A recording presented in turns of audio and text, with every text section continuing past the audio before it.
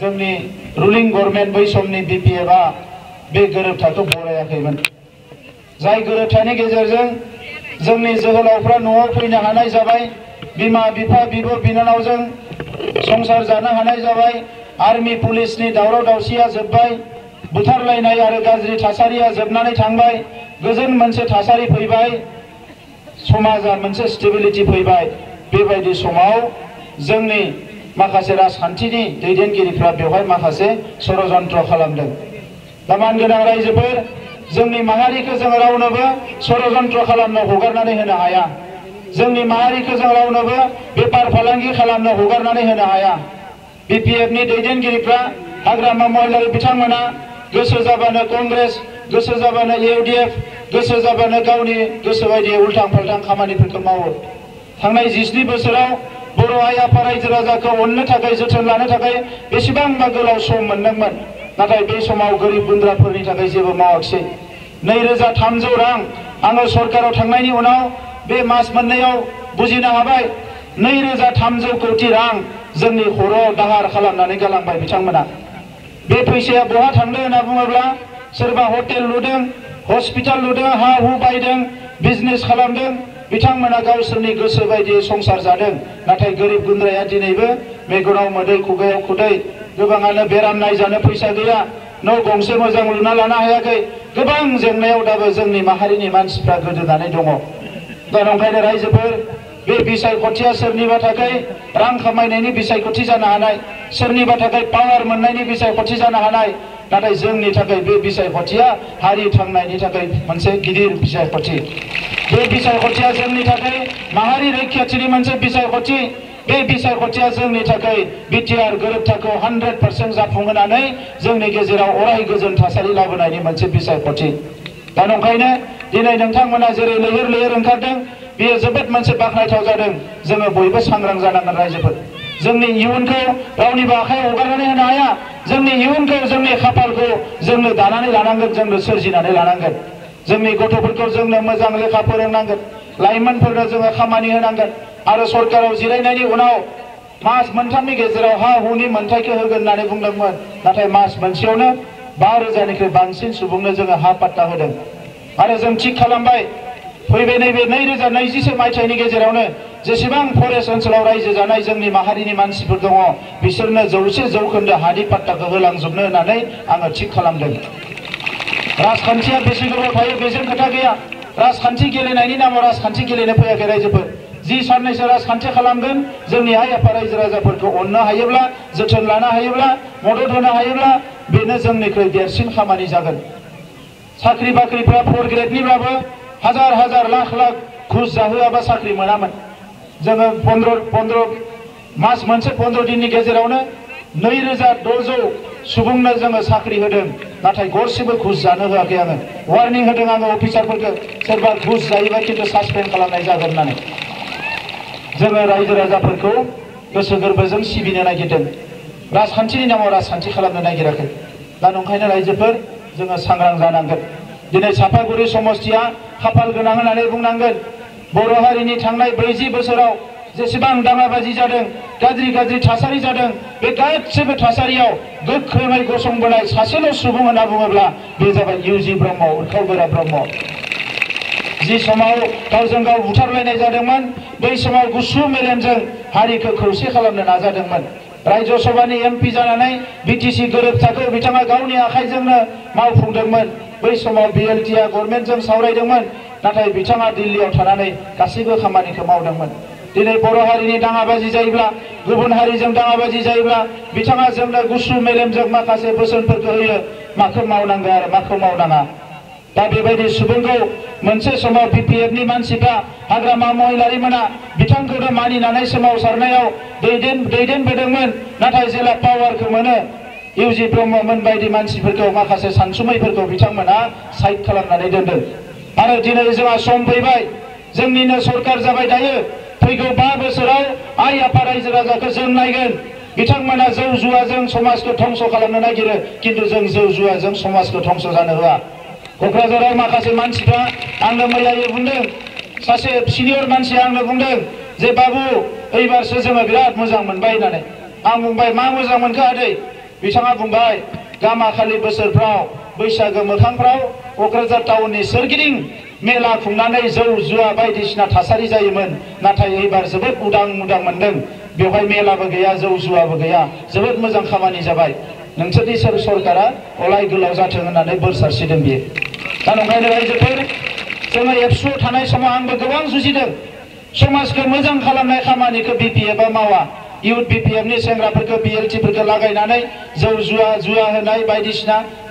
हिंसा खालामनाय बे खामानिफोरखौसो बिथांमोना मावबोदों नाथाय जों बेखौ मालाबाबो लुबैया दा नंखायनो नैबे समाव जोङो गोख्रोङै दावगालांनांगोन गोरिब गुन्द्रा आइ आफा रायजोआ बोखांनांगोन सरकार दानायनि उनाव फिथा फानग्रा आं बुंदोंमोन फिथा फानग्रा मैगं फानग्रा जोंनि मानसिफोरनि थाखाय 10,000 मोनसे अनसुंथाइ होनो थाखाय थिक खालामनाय जादों गोरिब गुन्द्राफोरनो जोङो सेल्फ हेल्प ग्रुपनो 74,000 रां होगोन होनदोंमोन 4,700 सेल्फ हेल्प ग्रुपनो अलरेडि 5,000 करि एनआरएलएनिफ्राय होनाय जाबाय आरो सरकारनिफ्राय 30,000 होनानै 80,000 होनाय जागोन 4,700 मोनखांबाय आरो फेस वाइजआव गासैबो सेल्फ हेल्प ग्रुपआ लासै लासै मोनलांजोबगोन गोबां माखासे गोदान माने आसनिफोरखौ जोङो लादों आरो बे आसनिफोरनि गेजेरजोंनो जोंनि हारिखौ बोखांलांनायनि थांखि लादों শ্রদ্ধা রাইজ এটা কঠোর পরিশ্রম কঠোর চিন্তার মাজেৰে আমি যোৱা 17 বছৰ পাৰ কৰালো আমি ভাবিছিলো ভাল নেতৃত্ব আহিব ভাল শাসন দিব হাগ্ৰামা মহিলাৰিও ৰাইজৰ কাৰণে কাম কৰিব কিন্তু চাওঁতে হাগ্ৰামা মহিলাৰিৰ হোটেল বাঢ়ি গ'ল বিজনেছ বাঢ়ি গ'ল বেপাৰ বাঢ়ি গ'ল দুখীয়া গৰীব ৰাইজৰ কাৰণে একোই নহ'ল আৰু এই কাৰণে আমি আজি ৰাজনীতিত আহিব লগা হৈছে আমাৰ ৰাজনীতি উদ্দেশ্য নহয় লক্ষ্য নহয় राजनीति करा मोर कोनो जीवनत मैं चिंता करा नासिलो किन्तु आज राजनीतित आहिब लगा हल जेतिया आमी करा एकटो बिपिएफए कले जे এই एकटो आमी मानि नलम जी एकटो नेकि आमी यूनिवर्सिटी पाइसु मेडिकल कलेज पाइसु आमार अञ्चल स्थायी शान्ति आइ गल अस्त्रमुक्त एटा समाज पाबले सक्षम हल एटा समय आसिल धन दाबी हत्या हिंसा एटा जनगोष्ठी आरटु जनगोष्ठी भय करा सदाय माने तेनेका संशयर माजत मानु থাকিব লগা হৈছিল আৰু আজি আপোনালোকে দেখিছে 2020 চনৰ 27 জানুৱাৰীত বিটিআৰ চুক্তি হৈ যোৱাৰ পিছত আমাৰ অঞ্চলত শান্তি আহিছে এতিয়া বড় বুলি একো নাই আজি BSP BJP GSP UPPL log লাগি আমি ইলেকশন খেলিছো সকলো জাতি জনগোষ্ঠী আগবাঢ়ি আহিছে আৰু ইউপিপিএল চৰকাৰে আমি প্ৰতিজ্ঞাবদ্ধ হৈছো ইয়াত বড় ভাষাৰ লগতে অসমীয়া ভাষা বিভিন্ন ভাষা বাকি সবে জীয়াই থাকিব লাগিব সবে আত্মা মৰ্যাদা পাব লাগিব আত্মা সন্মান পাব লাগিব সৰকাৰি যিখিনি খা সুবিধা আহে ইয়াত কোনো ভ্ৰষ্টাচাৰ কৰিব নোৱাৰিব সকলো জব কাৰ্ড পাব লাগিব পিএমঅৰ ঘৰ পাব লাগিব দুখীয়া গৰীব মানুহৰ আঁচনিবিলাক সকলো সমানে পাব লাগিব এই কথাটো আমি আজি ৰাজনীতিত আহাৰ পিছত নিশ্চয় এটা স্থিৰ কৰি লৈছো তো শ্ৰদ্ধা ৰাইজ ৰাজনীতি আহে যায় লিডাৰ আহে যায় সমাজক ভাল পোৱা সমাজক বিশ্বাস কৰা সমাজক আঁকোৱালি লোৱা নেতৃত্বৰ বহুত অভাৱ হয় আৰু আজি এই সময়ত আমি চাপাগুৰি বাকি ৰাইজে আমি সৌভাগ্য বুলি ক'ব লাগিব বড় যোৱা দীৰ্ঘদিন প্ৰায় 3-4টা দশক ধৰি আমাৰ অঞ্চলত স্থিৰতা আনিবৰ কাৰণে গণতান্ত্ৰিক মূল্যবোধ অটুট ৰাখিবৰ কাৰণে সকলো জাতি জনগোষ্ঠী একত্ৰিত কৰি এটা সুন্দৰ বড়োলেণ্ডত সমাজ গঢ়াৰ কাৰণে যি ব্যক্তিয়ে কাম কৰি আছিল সেই ব্যক্তিজন ইউজি ব্ৰহ্ম ডাঙৰীয়াক আজি চাপাগুৰিত আমি প্ৰাৰ্থী হিচাপে পাবলৈ সক্ষম হৈছো তো তেখেতক ওয়েলকাম কৰি একবাৰ জোৰদাৰ হাত চাপৰি মাৰিবলৈ মই আপোনালোকক অনুৰোধ কৰিছো ইউজি ব্ৰহ্ম ডাঙৰীয়াক আমি সকলো জাতি ধৰ্ম নিৰ্বিশেষে সকলো দল সংগঠন তেখেতক আমি ইয়াত আমন্ত্ৰণ কৰিছো তেখেতে আমাৰ চাপাগুৰি সমষ্টিৰ পৰা জিকি যাওক অসমৰ বিধানসভাৰ মজিয়াত যায় অসমৰ বিধানসভাৰ গৰিমাটো বাচাই ৰখাৰ লগতে আমাৰ চাপাগুৰি সমষ্টিটো আগুৱাই লৈ যাওক আৰু অসমক আগশাৰীৰ পৰা এজন মন্ত্ৰী হৈ পেলাই আগশাৰীৰ পৰা নেতৃত্ব দিয়ক এইটোৱে আমি কামনা কৰিছো এইকাৰণে ৰাইজ আমাৰ কিছুমান যিবিলাকে জ্ঞান গুণ সকলো ব্যক্তিত্বৰ ভৰপুৰ ব্যক্তিসকল যেতিয়া সমাজৰ পৰা দূৰত থাকিব লগা হয় আমাৰ সমাজৰ অপূৰণীয় ক্ষতি হয় আজি হাগ্ৰামা মহিলাৰী ডাঙৰীয়াই সঁচাকৈ যদি জাতিক ভাল পায় অঞ্চলক ভাল পায় সমাজক ভাল পায় উন্নয়ন বিচাৰে তেনেহ'লে তেখেতৰ কেণ্ডিডেটজন চাপাগুৰি সমষ্টিত উইথড্ৰ কৰিব লাগিছিল কাৰণ ইয়াত ইউজি ব্ৰহ্ম ডাঙৰীয়াই কণ্টেষ্ট কৰিছে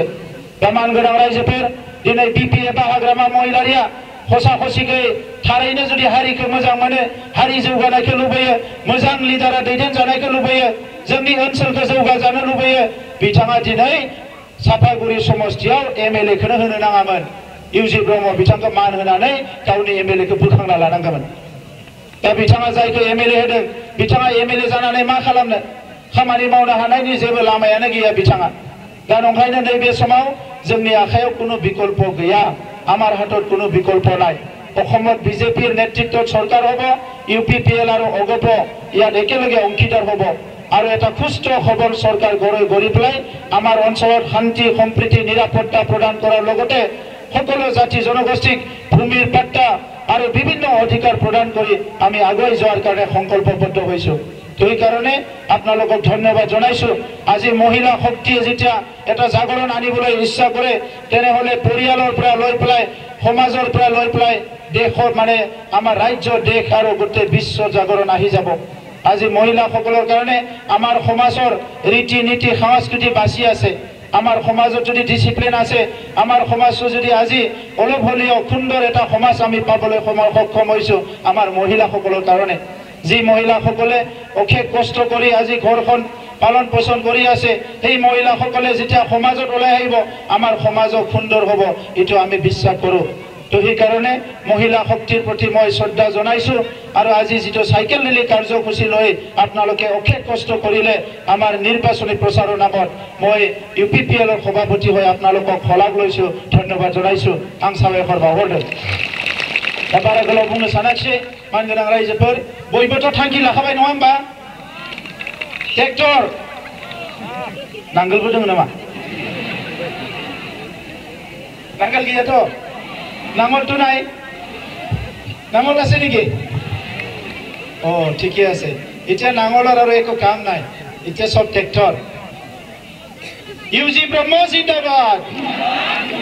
ইউজি ব্ৰহ্ম জিন্দাবাদ ইউপিপিএল জিন্দাবাদ ইউপিপিএল জিন্দাবাদ বিজেপি জিন্দাবাদ বিজেপি জিন্দাবাদ জিএসপি জিন্দাবাদ नरेंद्र मोदी जिंदाबाद अमित शाह जिंदाबाद राम अवतार जी जिंदाबाद राम अवतार जी जिंदाबाद बीना गोयारी जिंदाबाद बीना गोयारी जिंदाबाद भारत माता की जय बर' हारिनि खेबसे खेबनै गेजेर गेजेर होबाय थानांगोन मिथिबाय थैंक यू